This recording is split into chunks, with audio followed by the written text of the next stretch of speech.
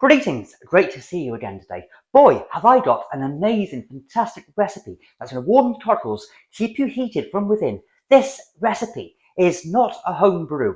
It is more of a cocktail to make to keep you cozy and warm over the darker winter months. Today, we are going to be making buttered rum.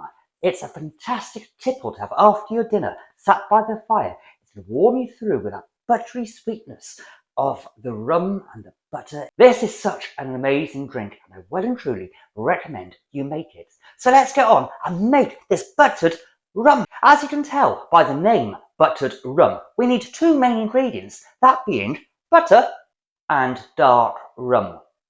Now you can use salted or unsalted butter. It does not really matter because we will be anyway adding a small pinch of salt just to bring out the flavour of this cocktail, of this spirity, wonderful, divine, sweet drink. Now, as for the rum, you could go for one of the indie micro distilleries or an off-the-shelf generic Tesco's, Lidl's, El Cheapo. Now, I personally prefer the unbranded, white label type of rum. Comes in at about 44%, so it gives it a right kick. Anyway, choose your favourite rum. It does not matter if it's spiced, as long as it's a dark rum. Now this recipe will make 2 normal size servings, and of course you can multiply it up to however many servings or portions you fancy. So first of all we need 2 tablespoons of butter, and get that melted through as we prepare the rest of the ingredients. Whilst your lovely knob is melting on the stove or in the microwave, wherever you want to warm your knob, you can start preparing the sugar and spice for this lovely, divine, gorgeous drink. So what we need to do is scoop out from your packet 2 tablespoons of soft brown sugar or demerara sugar. You can use demerara sugar, you can use soft brown sugar, you can use golden caster sugar. I find that the normal white caster sugar doesn't quite do this justice, so go for a brown sugar of some sort if you can. So put in 2 tablespoons of brown sugar into, not a demijohn, so put 2 tablespoons of your brown sugar into a bowl. And onto that sugar, we want to be adding 2 tablespoons of cinnamon,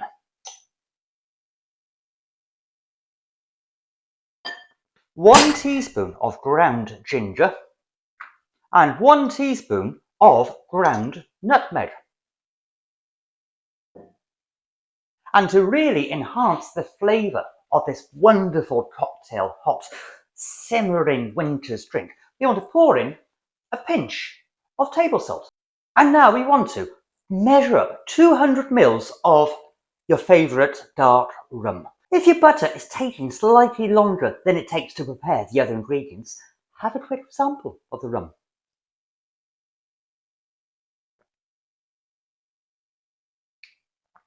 That's good. My knob has now melted into a lovely greasy mess in the bottom of the pan, just the way I like it. So what we need to do now is pour that lovely greasy juice all over your sugar and spice and salt and all things nice. And give it a really good stir to make a nice thick batter with that sugar, butter, spice and salt.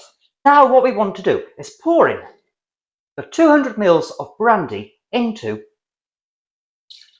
a heat-proof mug, or even 2 heat-proof mugs if you want to share this with someone else. Don't know why you'd want to.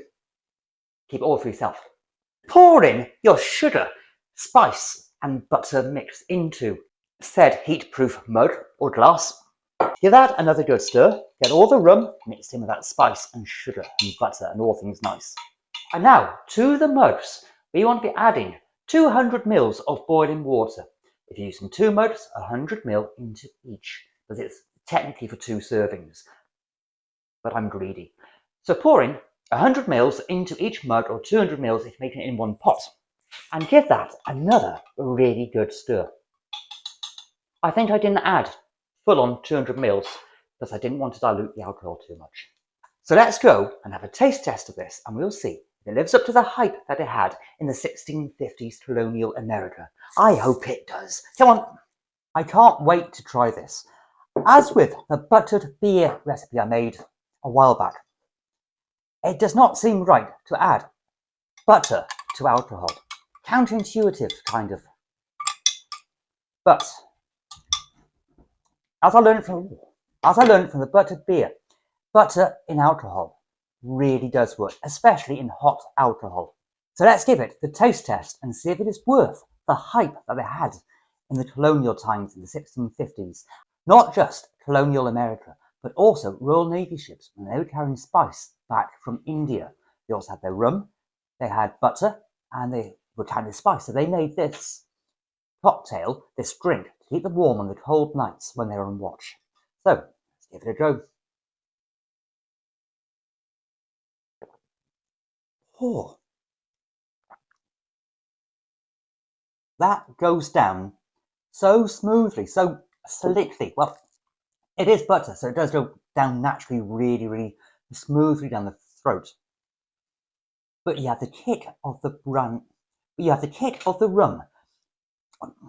mixed with the sweetness of the butter. That pinch of salt and the spice work together deliciously. There's a small layer of oil and grease on top. You overlook that. That is so epically good. Forget your rum and coke. Have this instead. This is sweeter, tastier, better. It's a more deserving way of having your rum than adding coke to it. That is actually really, really. I'm going to be drinking this all night, I'm sure. This would be perfect on those colder nights when you come in from a celebration, be it trick-or-treating, bonfire nights, or after your remembrance service parade. You come in, you want something to warm you up really quickly. This is fantastic. And what you can do before you go out, if you're making this for a crowd or just for yourself, shove all the ingredients into a slow cooker and let it just stew. Warm it through on low heat for about an hour, and then you'll have this to come home to. Ladle it into your mugs, your cups, your glasses. You will be talk of the town. I can just imagine this after your Christmas carol service on Christmas Eve, coming back midnight mass when you're freezing cold and you've already in high spirits and you want something just to warm you up and just get into the right festive mood before you wake up in the morning and the kids go bonkers over all their treats and presents and Christmas stockings. Yes, absolutely. So the only trouble with having a double portion, the 200 mils of brandy and then 200 mils of water, is it does get cold quite quickly before you have a chance to finish off and drink it all, but it's still as hot as it should be. So maybe a single serving is just right, but have more of them, i.e. that slow cooker method where you just keep it warm and you just down one, where you can just down a 200 ml portion, like half a pint or so. But a pint, by the time you enjoy it, by the time you savour it, it's gone quite cold before you can really appreciate it.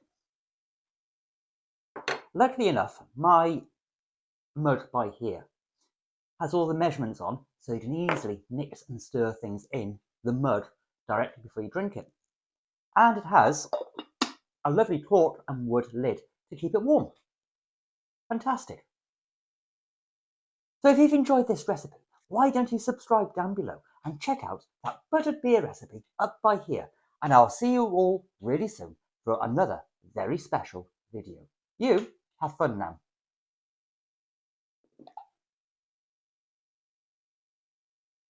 Oh, awesome.